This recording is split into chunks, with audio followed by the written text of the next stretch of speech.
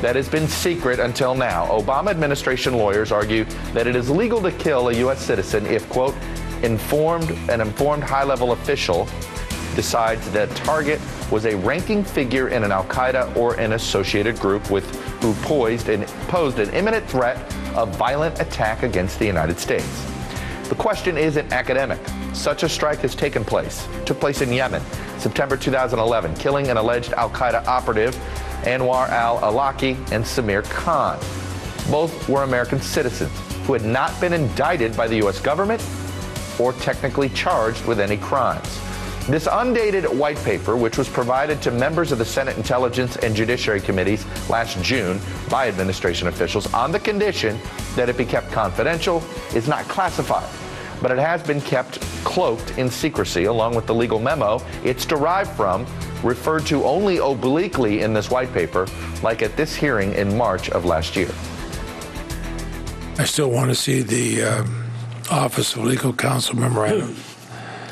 And I would urge you to keep working on that. I realize that's a matter of some debate within the administration, but that would be true.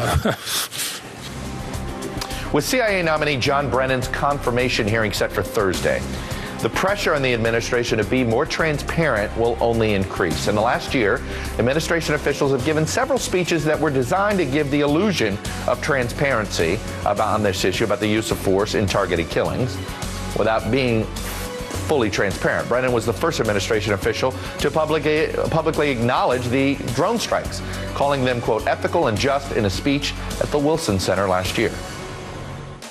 It is hard to imagine a tool that can better minimize the risk to civilians than remotely piloted aircraft. For the same reason, targeted strikes conform to the principle of humanity, which requires us to use weapons that will not inflict unnecessary suffering. And at a speech last March at Northwestern University Law School, Attorney General Eric Holder said the targeted killings of Americans are constitutional if government officials determine the target poses an imminent threat of violent attack. Some familiar words from that white paper. Some have called such operations assassinations. They are not.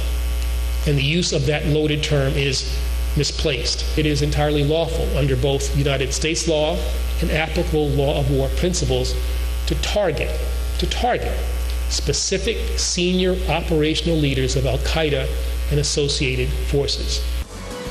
Now, advocates for civil liberties have been unsettled by how broadly imminent attack appears to be defined.